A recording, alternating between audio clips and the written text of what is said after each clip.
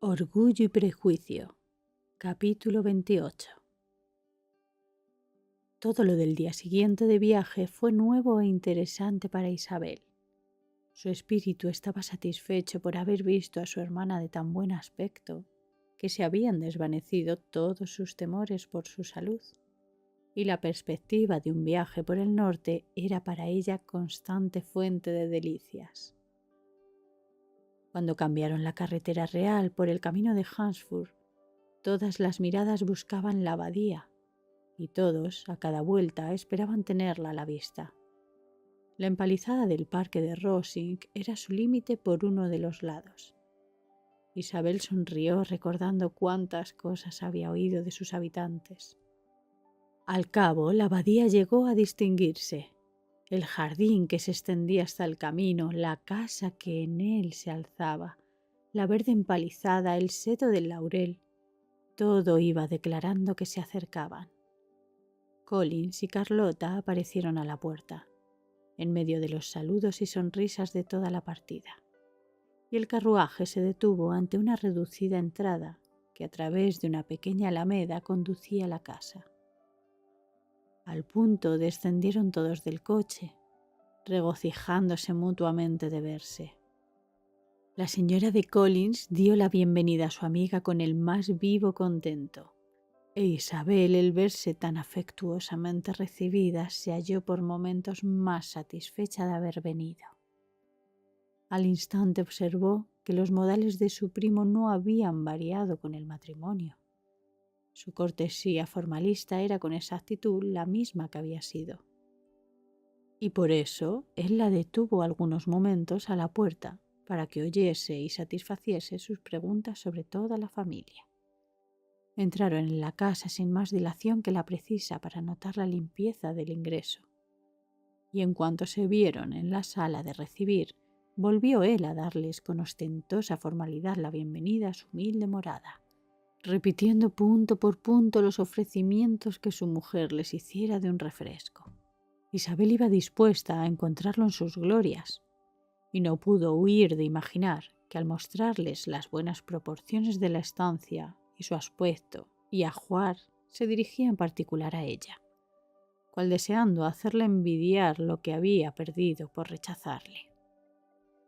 Mas, aunque todo parecía limpio y cómodo, no le fue dado felicitarle con miradas de arrepentimiento. Y antes bien admirábase de que su amiga pudiera tener aire tan alegre con semejante compañero. Cuando Collins decía algo de que su mujer debiera razonablemente correrse, lo que por cierto no era raro, Isabel, sin poder evitarlo, dirigía la vista a Carlota. Una vez o dos pudo descubrir un débil sonrojo, pero en general la esposa, con gran cordura, no le escuchaba.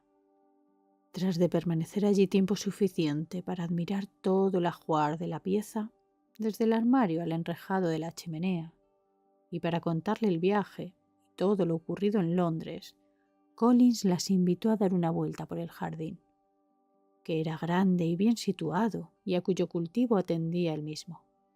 Trabajar en su jardín era uno de sus mayores solaces, e Isabel admiró la moderación con que Carlota ponderaba lo saludable del ejercicio, y reconocía que animaba a su marido a hacerlo cuando podía. Guiándolos a través de todas las sendas y encrucijadas y concediéndoles apenas algún intervalo para expresar alabanzas que le exigía, fue él señalando todos los puntos de vista importantes con una minuciosidad que sobrepujaban mucho a su belleza. Nombraba los campos que se veían en todas direcciones y decía cuántos árboles había en los sitios más distantes, pero de todos los puntos de vista de que su jardín, aun la campiña y el reino en general podían jactarse, ninguno se podía equiparar a la perspectiva de Rosings, que limitaban el parque en la parte opuesta a la fachada de su casa. Rosings era un edificio moderno, hermoso y bien emplazado sobre una eminencia.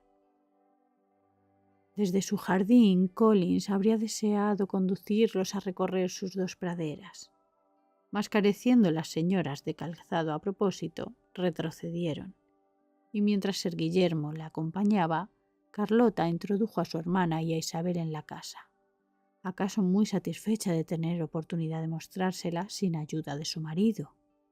Era más bien pequeña, pero bien dispuesta, y todo estaba arreglado con limpieza y propiedad, lo cual reconoció Isabel ante Carlota.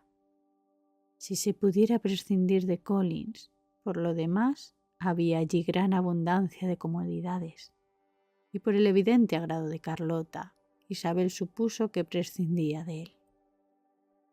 Había ya sabido ésta que Lady Catalina seguía en el campo. Volvióse a hablar de la misma cuando estaban cenando, y Collins, sumándose a la conversación, dijo: «Sí, Isabel, tendrás el honor de ver a Lady Catalina de Bourgh el domingo próximo en la iglesia, y no he de decirte lo que te agradará. Es todo afabilidad y condescendencia, y no dudo de que serás honrada con alguna observación suya cuando termine el servicio religioso. Casi no abrigo dudas tampoco de que incluirá a ti y a mi hermana María en todas las invitaciones con que nos honre durante nuestra estancia aquí. Su proceder con mi cara Carlota es encantador. Comemos en Rosings 2 veces por semana y nunca nos permite que regresemos a pie. Siempre se pide el carruaje de su señoría para nosotros, mejor dicho, uno de los carruajes porque tiene varios». «Lady Catalina es en verdad una señora muy respetable y afectuosa», añadió Carlota, «y una vecina muy atenta». «Muy cierto, querida, eso es justamente lo que yo digo. Es una mujer a quien jamás puede mirarse con deferencia excesiva». La velada se empleó sobre todo en hablar del condado de Hertford y en repetir lo que ya se había comunicado por escrito. Y cuando terminó, Isabel, en la soledad de su aposento, hubo de meditar sobre el grado de satisfacción de Carlota y reflexionar sobre su destreza en guiar y su compostura en tratar a su marido, reconociendo que todo lo hacía muy bien. Hubo de pensar a la par en cómo pasaría los días de su visita, en el conjunto todo de las ocupaciones ordinarias que tendrían, en las molestas interrupciones de Collins y en la alegría que podría brindar el trato con los de Rosings. Su viva imaginación lo determinó todo al punto. Hacia mitad del siguiente día, cuando estaba en su cuarto dispuesta a ir a paseo, un repentino ruido que se percibió abajo pareció poner en confusión a toda la casa, y tras de escuchar un momento, oyó que alguien subía la escalera con gran apresuramiento y la llamaba en alta voz. Abrió la puerta y se encontró en el corredor con María, quien, falta de aliento y con agitación, exclamó: «Oh, mi querida Isabel, date prisa y ve al comedor porque algo hay que ver allí. No puedo decirte qué es. Date prisa y baja al momento». En vano preguntó Isabel. María no quiso decirle más y ambas corrieron al comedor, situado frente al camino, para ver la maravilla. En total eran 2 señoras paradas a la puerta del jardín en un faetón bajo. «¿Y eso es todo?», exclamó Isabel.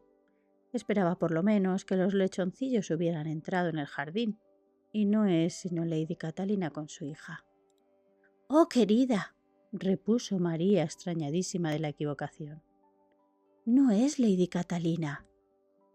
La anciana es la señora Jenkinson, que vive con ellas.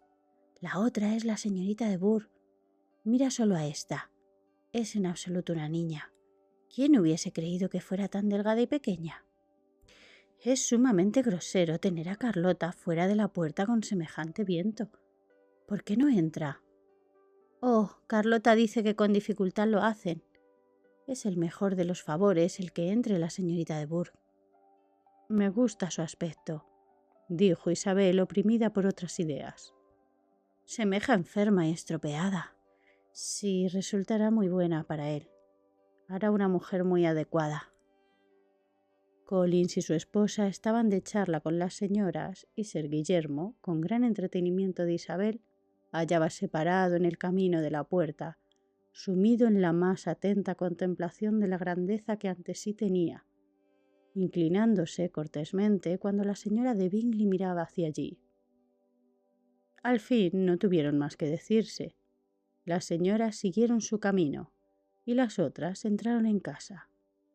Collins, no bien vio a las dos muchachas, comenzó a felicitarlas por su fortuna, lo que Carlota aclaró haciéndoles saber que toda la partida estaba invitada a comer en Rosings al día siguiente.